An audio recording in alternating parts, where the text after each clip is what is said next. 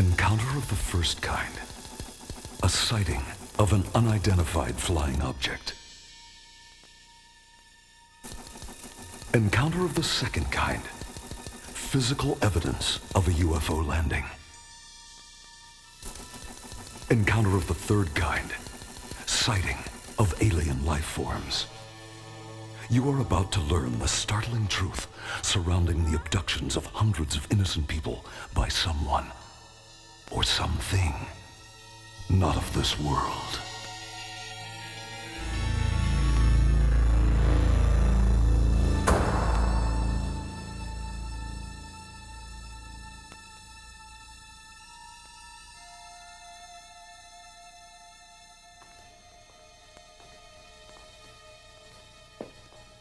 Good evening. I'm Roddy McDowall, your host for Encounters of the Fourth Kind, a report on communion. For the next 60 minutes, we're going to take an in-depth look into the world of the unknown. Occurrences that are making us ask a lot of questions about what seemingly has been hovering in our skies and making some very unusual visits to the human race and planet Earth. And keep in mind, what you are about to see in the next hour is not some old rerun of The Twilight Zone or a fabricated story from director Steven Spielberg. What you're about to see is real, and in some cases, frighteningly real.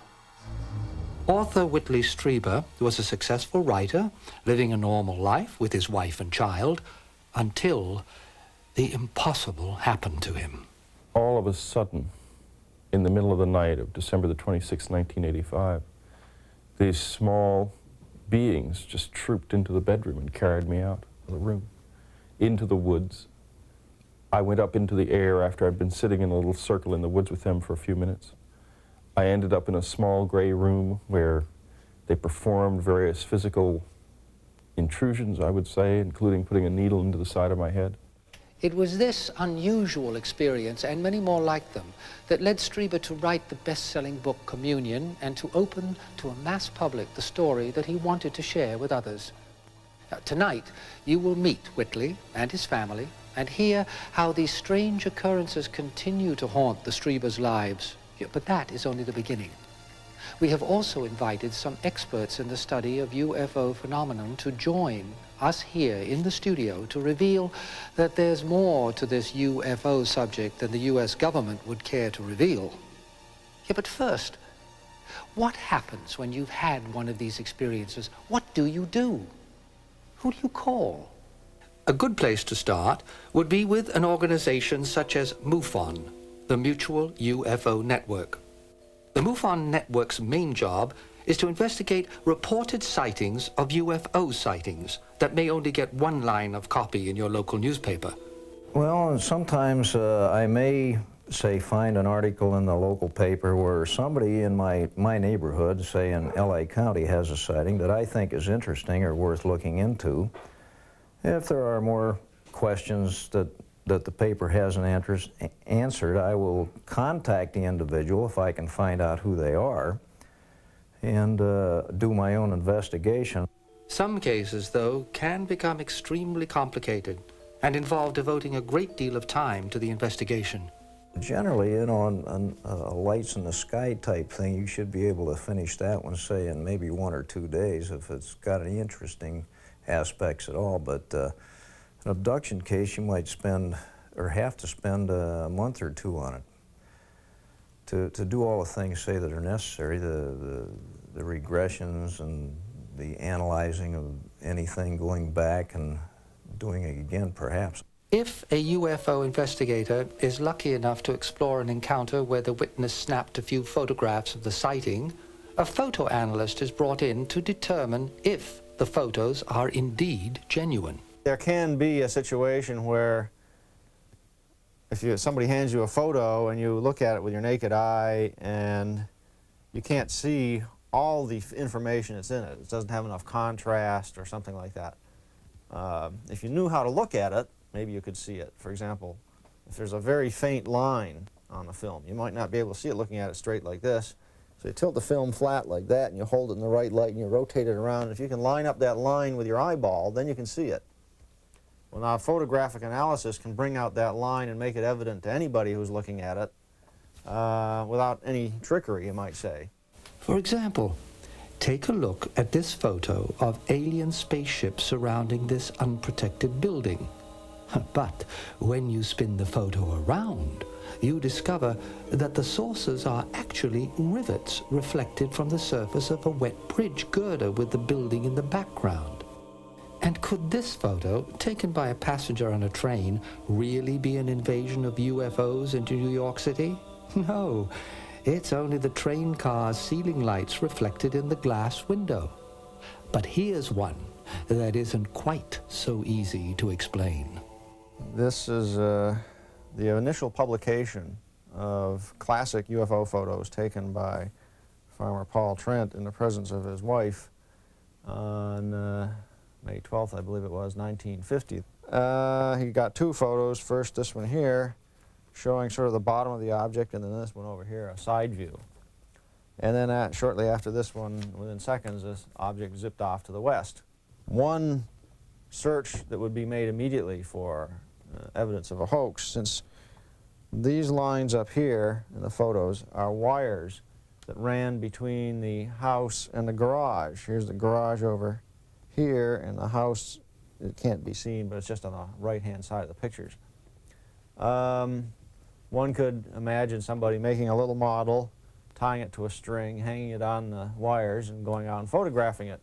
Attempts to do that analysis involved things like computer-aided enhancement. We had the original negatives to work with, and we used computer equipment to scan under this area very carefully, put it on a computer, and then enhance it. What it amounts to is I wasn't able to find any proof that it was a hoax. What I found was a lot of evidence that indicated they were telling the truth, and therefore I conclude that this is a real thing. When we return, you'll meet two people who have had very different encounter experiences and see how it has changed their lives forever. I was suddenly awakened. It was like bolting out of sleep. You know how you have a bad dream and suddenly you're awake. This is what it was, is my adrenaline was rushing, my heart rate was up, and I looked above me and there was this being. UFOs are not a new subject. Reports of strange objects hovering in the skies can be traced back as far as Roman times. However, it wasn't until the 1960s that stories of alien abductions began to surface. One of the first and most prominent cases was that of Barney and Betty Hill, who in 1961, while traveling back to their New Hampshire home, could not account for where they had been for several hours on their trip. It was only later, through a series of hypnotic sessions, that they learned they were taken aboard an alien spaceship. Since then, thousands of other people have come forward with similar amazing tales, stories like that of Deanna Dubé. I was born with this congenital birth defect, and what it was is my heart was twice the normal shape and size. The left ventricle was larger than the right, and it gave the appearance of a sock-like shape, so it took up half the size of my chest. I had two relatives that died of this same defect, and my longevity span wasn't, projected very well. They said that it would be doubtful if I lived to my 20s. Well, during the time I was about 12, they gave me, or they had me go under a testing period to see if there was anything that could be done for my heart. And in the middle of this testing period, I woke up in the night and I saw this being standing over me, a tall, androgynous-looking entity, and he told me not to be afraid, that he was there to help me and he would heal my heart. And then he placed his hands over my chest and I felt this pressure come, and that's all I remembered. The next morning I woke up with minor chest pains. My mom took me back to the doctors who were testing me, and they took x-rays and found that my heart had shrunk to normal shape and size, that it had totally contorted itself into a way that medical science cannot explain. The fact that something happened to Deanna is evident from the shape of her heart in her x-rays, x-rays that have the medical community baffled. The doctors they look at it, and one doctor said, for all intents and purposes, it looks like a totally different heart in the same body. They don't know how or what happened to me. I mean, they can't explain it. It's just something that no one can explain. Deanna does realize just how strange and yet fortunate this encounter proved. But as to why her and not someone else is not as easy to grasp.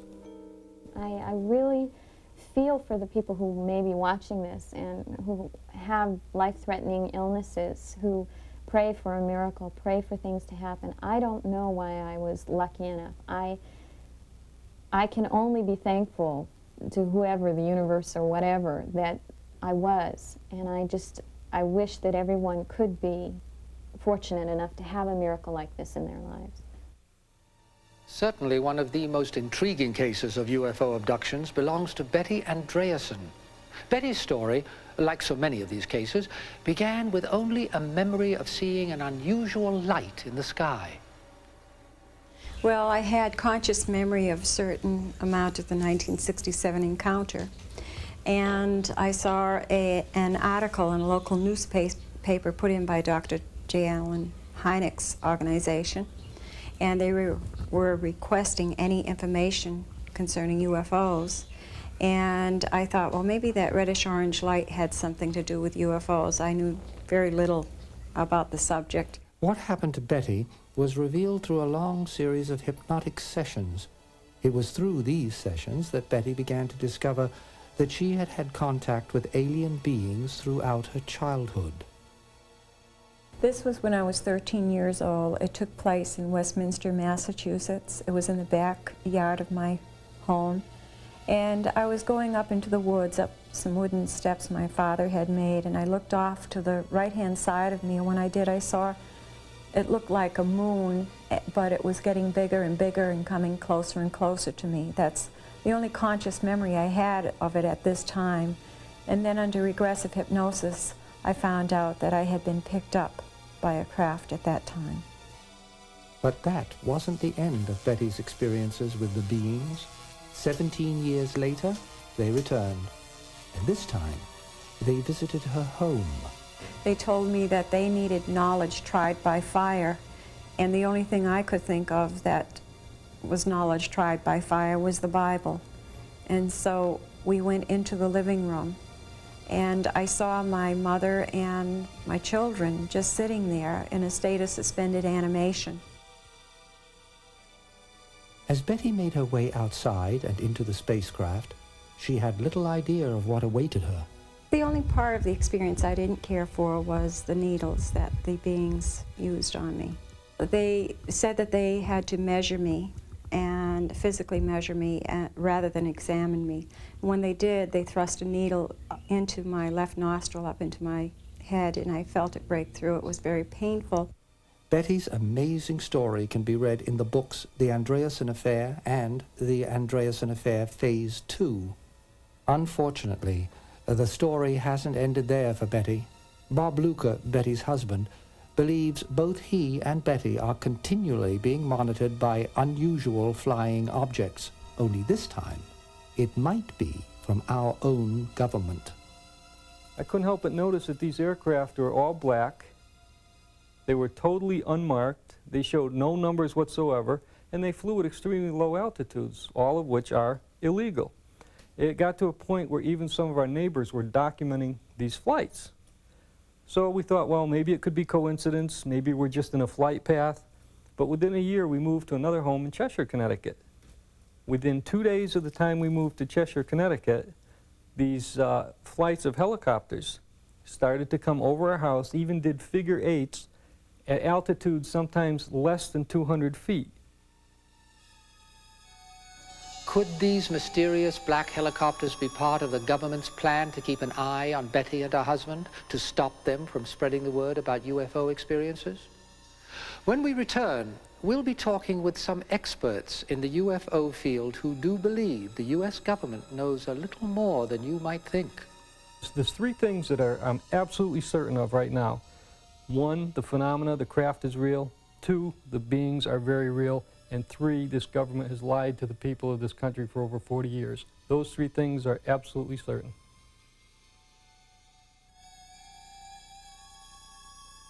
The UFO phenomenon is an area with a wide range of subject matter, and there are many, many people who have devoted their lives to trying to obtain answers to this unusual topic. Joining me now are 5 of the top people in the field, each with their own specialty. William Moore is the president of the Fair Witness Project, an organization that conducts investigations into these strange events across North America. Bill is also the author of the best-selling book, The Roswell Incident, an investigation into a crashed UFO in Roswell, New Mexico in the 1940s. Dr. Frank Strangers founded the National Investigations Committee on UFOs. Dr. Strangers has been investigating the phenomenon for nearly 40 years and has lectured on the subject throughout the world. Vicky Cooper is the editor of UFO, a bi-monthly magazine devoted entirely to the subject of unidentified flying objects. The magazine is in its 3rd year of publication and is currently available throughout the United States. Dr. Richard Haynes is a former government employee of NASA and is on the National Board for the Fund for UFO Research. Dr. Haynes is also the author of several books on the UFO phenomenon. Ed Conroy is a feature writer for the San Antonio Express-News and has written the book Report on Communion, which takes an in-depth look at Whitley Strieber and the effect his book Communion has had not only on Strieber, but also on the world. Mr. Conroy, let's start with you. Very well. How much attention has the book Communion had on the subject of UFOs and abductions? Well, I think that the effect of Whitley Strieber's book, Communion, is really incalculable in the sense that it has probably had more impact on the general public than any other first-person UFO abduction narrative ever published in English. It has sold over 2 million copies in both hardback and paper. A recent report in the New York Times stated that it's selling 18,000 copies in paper per month currently. And I believe that really the most significant thing that it has done, Roddy, has been to enable people to begin to talk about this, in the sense that I believe that Strieber, because he was a well-known and well-respected author, broke through what I call the respectability barrier. Dr. Strangers, why have there been so many reports in recent years, so many more about abductions? I believe the media has gotten a hold of this thing perhaps for the first time, and more people from every walk of life claim that they have been abducted. And my thesis is simply the same as our committee, that if this is true, the United States government owes it to the people to conduct a strict, serious scientific investigation into the matter to find out exactly what's going on. Dr. Haynes, you've done a lot of research regarding the abduction victims. Is there a better way to go about this investigation? Yes, I think there is. First of all, there's a great number of people doing research in this subject who are not trained. Oh. And they are self-taught hypnotists, for instance. And without an understanding of the damage that can be produced. Are they taken seriously? Oh, yes. Yeah. People are in great traumatic conditions after an event like this, and they're looking for any help they can find. Huh. Bill Moore, what prompted you to get involved? As far as the motivation, I got interested in UFOs back in the 1950s as a student, maintained that interest after getting out of college in the middle 1960s, and got involved in a series of cases of UFO reports in upstate New York where I was working at that time. Specialized work in the area of the United States government and what it knows about this phenomenon. Do you believe that the government has been covering up?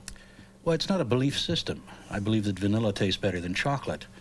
There is very strong evidence that the government is covering up. There is documentary evidence. Documentary evidence in the form of censored documents. In one instance, there was a case that went all the way to the United States Supreme Court against a government agency which was willfully withholding documentation from the public. I see you nodding in agreement, Ms.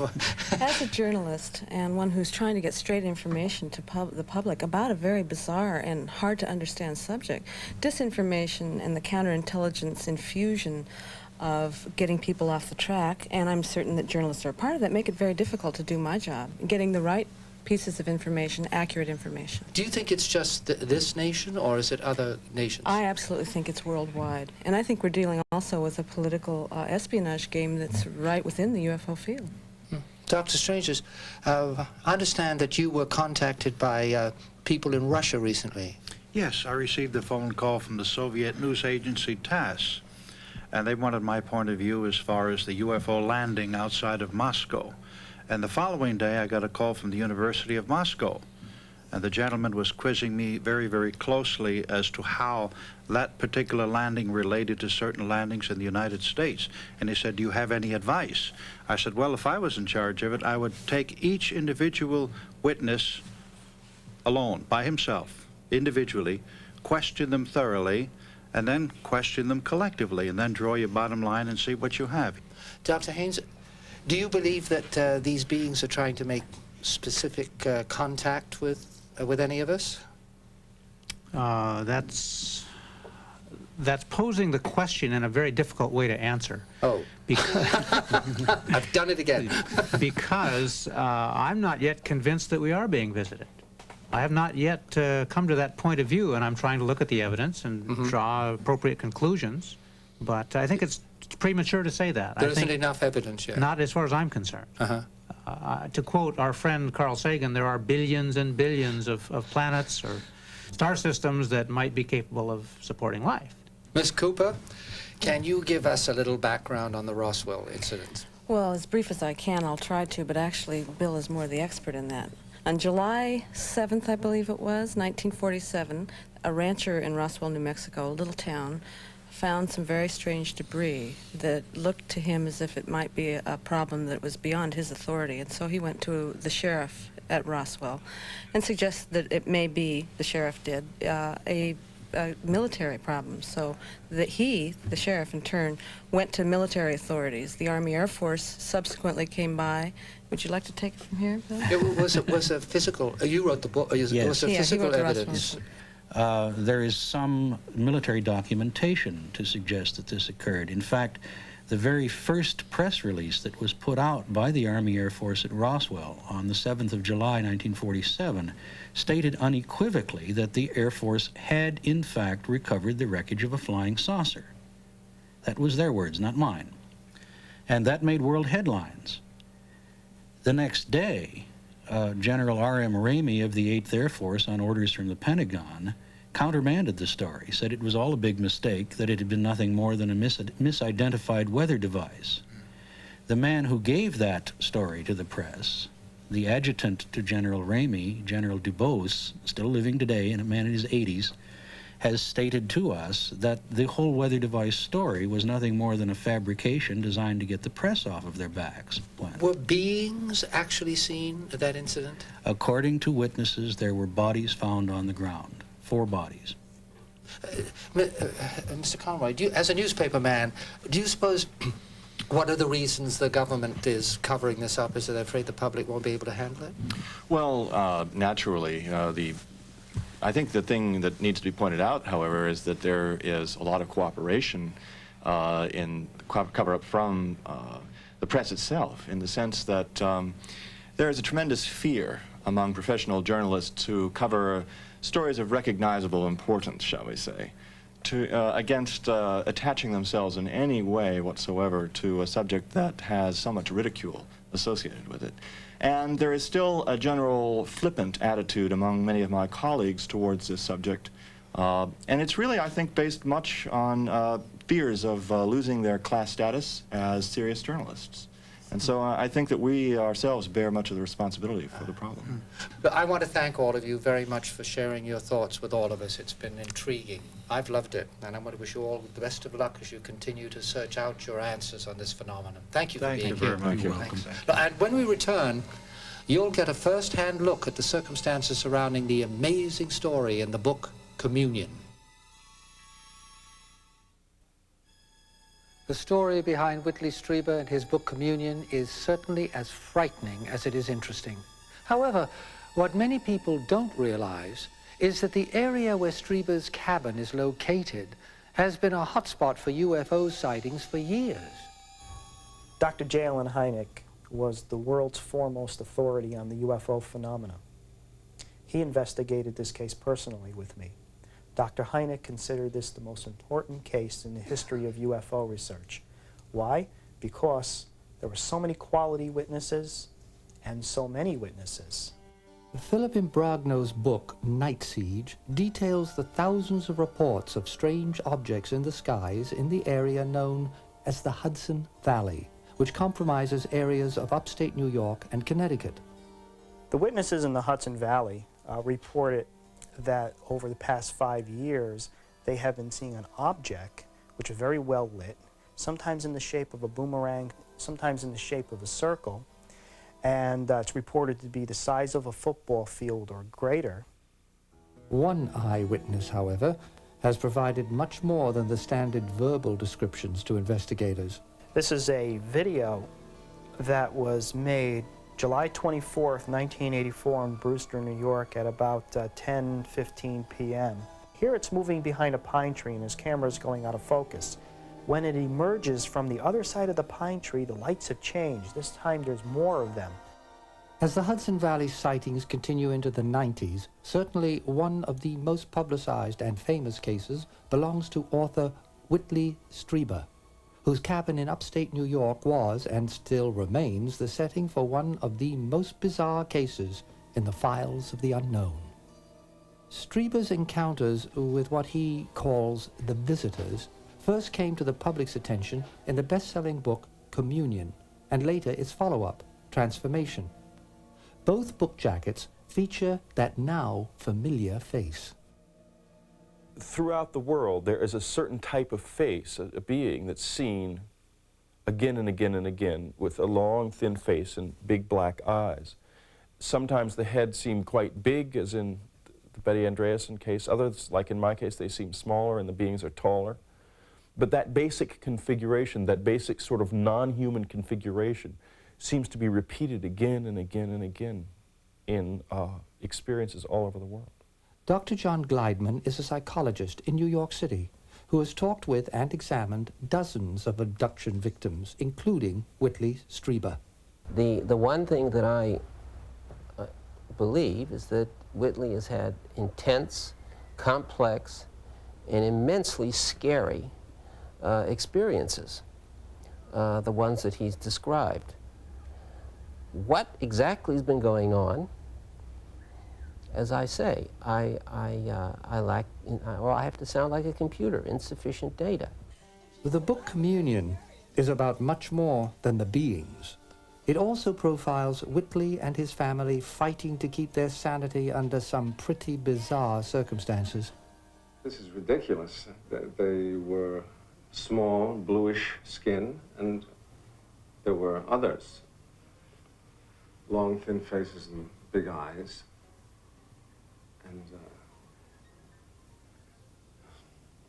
this is the tough part. They did not appear to be human. People think that I must have been very upset when Whitley told me that he had met strange non-human beings, maybe from a UFO. Well, actually I was quite relieved, because before that we'd been having an awfully hard time and he was always unhappy and very grouchy and very moody. So when he told me that this is what was causing his problems, I was very relieved. It was a relief that it wasn't me. I mean, it was something in our relationship, so I was actually happy to hear it. A common thread among abduction victims is that often the victim's child may also have had the same experience, and in the Strieber household, this proved to be the case. I was sleeping, and suddenly these lights came, a big bright light came in my room. And sometimes my dad comes in to see how I'm doing in the middle of the night, but he doesn't bring in the searchlight, so I'm sleeping, and I get scared. I think it's a burglar or something, so I pull the covers over my head and sink down. And then something pulls it down, and I see the face that's on Communion. The cabin and its grounds, where most of these unusual events continue to take place, were open for the Encounters of the Fourth Kind film crew, with Mr. Strieber serving as host. When they come here, we often hear a sound immediately above the house that will come across into this area. And myself and a number of other people have seen things hanging over this deck or hanging in an immediate little clearing in the front yard, very small things, but quite large ones sometimes hanging over the deck. In December of 1985, when the visitors first took me, they carried me down through these woods, which I remember very vividly, to a clearing not too far from here, where I have since built a stone circle that I and the group of people who've had experiences here go to meditate at night. The strange occurrences outside the Strieber cabin can only be compared to what happened inside. But this is where I was sleeping on the night of December the 26th, 1985, when the visitors came in from the door, across the room, and the next thing I knew, I was being literally carried out of the room in a state of paralysis. When we return, we'll go behind the scenes for the making of the film Communion, with its star Christopher Walken. I said to Whitley the other day that I had never had such an experience, or really anything, including deja vu, right? It's not something that happens to me. And I said that I'd never had anything like that. And he looked at me very seriously and he said, well, you're about to. Strange visitors from another planet have long been a part of Hollywood's motion pictures. Pictures dating from as far back as the silent era through the campy saucer movies of the 1950s to the spectacular special effects of Close Encounters of the Third Kind have all left their mark on movie audiences throughout the years. But with the film Communion, Hollywood chose not to tell a fictional story, but one based on fact. When the film version of Strieber's best-selling book went before the cameras in June of 1988, those involved with making the picture knew that this was to be more than a movie about little green men from outer space. Those other films were fantasies, and Whitley is, this is a true story. That's what makes this picture different. It's a true story, and it really examines the psychological side of what will happen to human beings if and when they encounter intelligent non-humans. After Mora convinced Strieber that his story should be told on the big screen, the two formed their own production company and set about finding the actors who would play the two pivotal roles. Selected to play Whitley was Academy Award winner Christopher Walken. Walken, whose gritty work in The Deer Hunter earned him an Oscar, quickly adapted himself to stepping into the shoes of the famous writer. The good thing for me here is that I like to work a lot, and I took a job, and you know, I hope for the best always, but in this case it turned out to be very inventive, which I'm grateful for, and Whitley is responsible for that because he was kind of like a good parent, you know, he let the bird fly. Equally as important as the role of Whitley was the question as to who would play Anne Strieber, Whitley's wife. To fill this role, the director looked to actress Lindsay Krause, an Academy Award nominee for her role in Places of the Heart. And another interesting thing about Lindsay is that she was very proud to be playing a wife. In other words, she was very keen on showing that there's a value in keeping the family together, and that even though it looked as if her husband was going completely off the rails with the most cockamamie story she's ever heard, being abducted by little green and blue men, she still had faith in the marriage and in the family. You're going to go back in that woman's office. We're going to find out what's wrong with you, or we're not going to have any marriage left. I'm sitting up. I'm sitting. My shoes. Yeah. I'm sitting. It's, you know, lighten up. Crazy women. Like the rest of the book, Strieber insisted the recreation of the beings be as close as possible to what he saw in real life. Special effects whiz Mike McCracken was assigned the task of creating the unusual beings. Whitley had a series of illustrations developed, and from this we scaled up from those and so that what we have is accurate to within a ½ inch in terms of the height and the size. The movements and so on are also very accurate, or as accurate as it's possible to do with current technology. The colors and so on are very, very close to what Whitley saw. In none of these is there too much movement. I mean, in terms of their face and so on. On the blue people, there is a certain amount of movement. They move in an odd way in that their face, there's kind of a, Whitley says that there's kind of a gravity feeling. They have kind of a grim quality about them.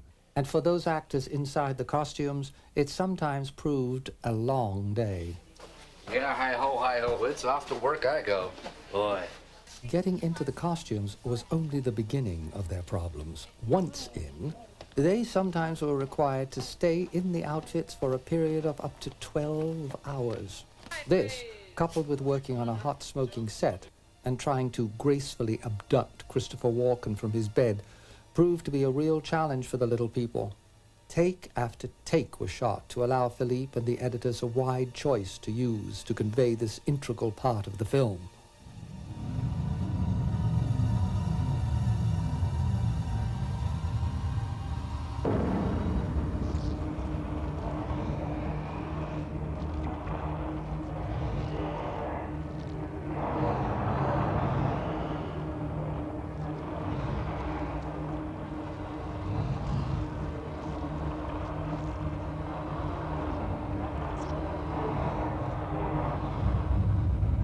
McCracken's work was still not done, however. The most important visitor still had to be designed. Because it would be impossible to fit a human into the skinny body of this being, McCracken had to figure out a different way for the beings to move. What we did then is go back to some of the original ways of making films, which are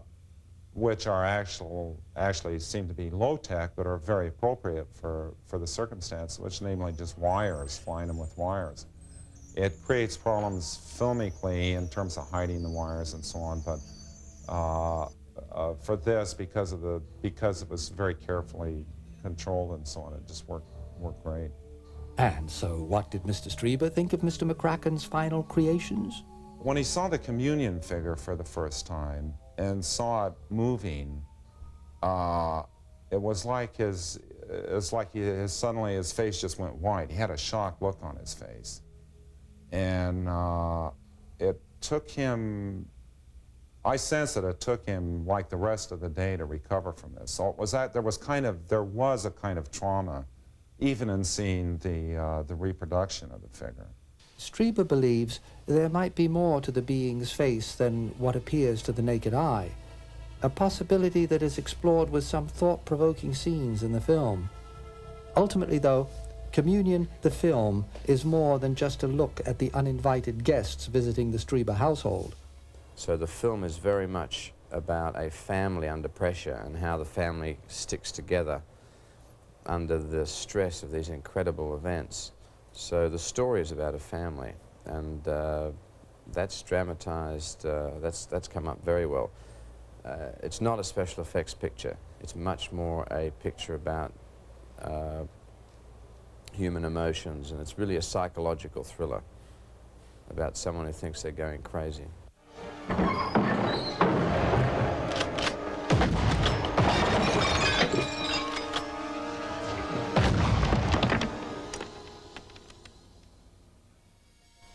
When Encounters of the Fourth Kind returns, we'll once again visit the Strieber cabin to examine a bizarre incident that was shared by 9 other people at the cabin in May of 1988. And through hypnotic regression with those people, we'll find out what really happened that eventful night. Well, it was wonderful because we woke up upstairs and we heard them all talking. And when we came down, they'd been talking for hours. It was just magical. It was like coming in right after a miracle. This is the couch where a reporter was sleeping last May of 1988. When the visitors came into this room, there were 2 other people in the room at the same time. They were all simultaneously awakened by the ruckus and the noise. As my son says, the visitors are noisy when they're around here. They certainly don't creep around. They couldn't move, these people, and they all had various experiences with the visitors right here in this room. Joining the Strieber family that May was a host of friends, including Raven Dana, Dora Ruffner, and Colleen Langley. Also invited along were several reporters, including newspaper reporter Ed Conroy, and a reporter we'll call Mark, who chose not to talk to us about his experiences. If people knew what Mark had experienced here, that it was this person, his career would be ruined. And you got a guy's career on the line. He can't show up here and go public. I think it's a crying shame that he can't, because he had a beautiful, beautiful thing happen to him. But others were willing to talk. The fellow who had been sleeping, there was like a fold-out couch, and I was on a cot next to him. He sat up very abruptly, and he said, "Did you see that, or did you hear that?" And at that moment, this field broke, and I could move. Up until that time, I was just totally paralyzed, but I could move, and I said to him, "Well, yes, I heard, I heard the voices." What he described was of also waking up, hearing that garbled voice and footsteps, as though something was approaching the foot of his bed. And then he experienced paralysis. He couldn't move. He was fully conscious, and he was very annoyed because he had wanted validation. He had asked for validation, and here it was, but he couldn't see them. To determine if there was more to the story than what the witnesses could consciously remember, hypnotist Fred Mack, who had taken Betty Andreason through her hypnotic regressions, was called upon to hypnotize the cabin visitors of May 1988. I do regressions. I see people who have had UFO encounters, people who wish to remember events previous in their life. And for these people, we call back that period of time, because everything we've done is still in our head. And it's a matter of guiding that person back to that point in time. As the regressions began, it was evident that more had happened that night in May than was previously thought. Tell me what you're feeling. Fear. Why? Because something stands behind me and doesn't want me to move.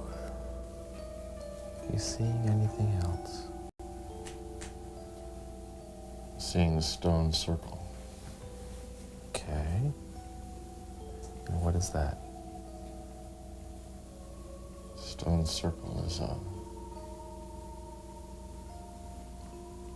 little Stonehenge behind the cabin. I feel a lot of fear, and I also feel this really exquisite feeling. It's incredible.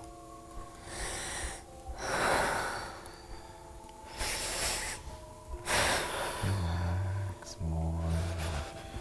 What do you say we backtrack a little? Just relax. I want you to distance yourself from that feeling. They feel they have been abducted. They may have been abducted. I'm reasonably comfortable they're not fabricating stories. And the similarities are intriguing. Something unusual happened at the Strieber cabin that night, but what was revealed in the regressive sessions appeared to be only the tip of the iceberg. So, the production crew of Encounters of the Fourth Kind waited with cameras in hand to try and capture the elusive visitors on tape. When the sun rose the following morning, the Encounters TV crew was disappointed to find nothing but black darkness on the videotape that ran throughout the entire night while they slept. The beings were nowhere to be seen. Or were they?